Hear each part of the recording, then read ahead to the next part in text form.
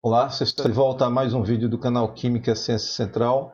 Eu sou João Bosco Paraíso, professor de Química, e agora vamos fazer um exercício sobre o cálculo do pH. A questão diz: para uma solução aquosa de hidróxido de sódio de concentração 2,2 vezes 10 a menos 3 molar, calcule, letra A, as molaridades de H3 ou mais e OH-, e letra B, calcule o pH em 25 graus Celsius. Bem, tudo depende dessa solução de hidróxido de sódio. Então é bom saber que essa solução ela está dissociada nos íons Na+, e OH-. Portanto, se a solução de hidróxido de sódio possui a concentração 2,2 vezes 10 a menos 3 molar, existe um íon Na+ aquoso dissociado e um íon OH- aquoso dissociado, então significa que a concentração de OH+ nessa solução de hidróxido de sódio também é 2,2 vezes 10 a menos 3 molar. Porém, devemos lembrar que a concentração de OH- total é a soma da concentração de OH- que veio dessa dissociação do hidróxido de sódio, essa que temos aqui acima, mais a concentração de OH- que vem da autoionização da água. E vocês devem estar lembrados que essa daqui é 10 a menos 7 molar, portanto é desprezível comparada a esta primeira, de forma que a soma é aproximadamente 2,2 vezes 10 a menos 3 molar. Para quem não está lembrado, a autoionização da água é esse processo que está escrito aqui nessa equação abaixo. É água reagindo com água, formando H3 ou mais e OH-. E a constante de equilíbrio dessa reação ela é baixa, 10 a menos 14, nessa temperatura da questão de 25 graus Celsius.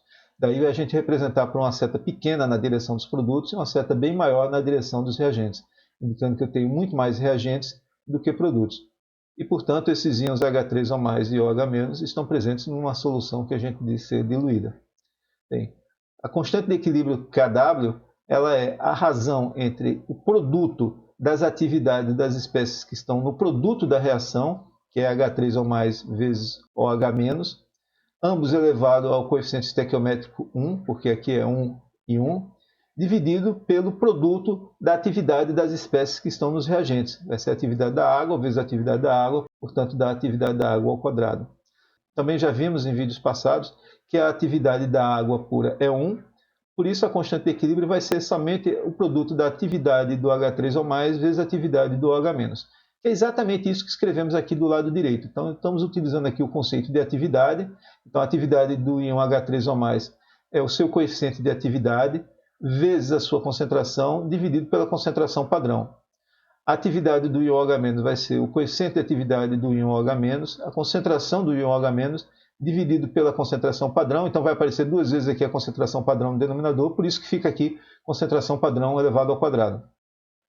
Agora, retomando o que acabamos de dizer há pouco, que esses íons aqui estão presentes numa solução diluída, portanto, esses coeficientes de atividade podem ser considerados aproximadamente 1, de forma que a constante de equilíbrio vai ser aproximadamente apenas o produto da concentração do íon H3 ou mais vezes o íon OH-, dividido pela concentração padrão ao quadrado. Então, veja, se temos já aqui a concentração de OH-, a gente pode calcular dessa expressão a concentração de H3 ou mais. Podemos isolar esse valor. Então, essa concentração de OH- que está multiplicando aqui, ao passar para o lado esquerdo, ela vai passar dividindo. E essa concentração padrão elevado ao quadrado, que se encontra aqui dividindo, ao passar para o lado esquerdo, vai passar multiplicando. Portanto, a concentração de H3 ou mais vai ser Kw vezes a concentração padrão ao quadrado, dividido pela concentração de OH-. Muito bem, substituindo aqui os valores, Kw é uma quantidade conhecida, o valor dela é 10 a menos 14, a concentração padrão é 1 molar ao quadrado, dividido pela concentração de OH- que determinamos acima, que é 2,2 vezes 10 a menos 3 molar. Portanto, essa fração aqui, isso aqui vai dar 4,54 vezes 10 a menos 12 molar. A partir dessa informação, podemos agora partir para a letra B para calcular o pH dessa solução. E lembrando que pH é, por definição, menos o log da atividade de H+, ou H3 ou mais. Então, e lembrando que a atividade, né, olha aqui acima, a atividade de H3 ou mais é o coeficiente de atividade, a concentração de H3 ou mais dividido pela concentração padrão, mas nesse tipo de solução esse coeficiente é próximo de 1, então a gente pode aproximar o pH como sendo menos o log apenas da concentração de H3 ou mais dividido pela concentração padrão. Agora, substituindo esse valor aqui dentro do parênteses, você vai ter menos o log de 4,54 vezes 10 a menos 12 molar, dividido por 1 molar. Isso vai dar um valor do pH igual a 11,34. E observe que esse número faz todo sentido, ele é acima de 7, o que é um indicativo de que é uma solução básica, que é o que a gente espera do hidróxido de sódio, porque ele é uma base. Quando ele dissocia aqui em água, como vemos aqui, ó, ele gera OH-. Então, pelo conceito de Arrhenius, isto é uma base.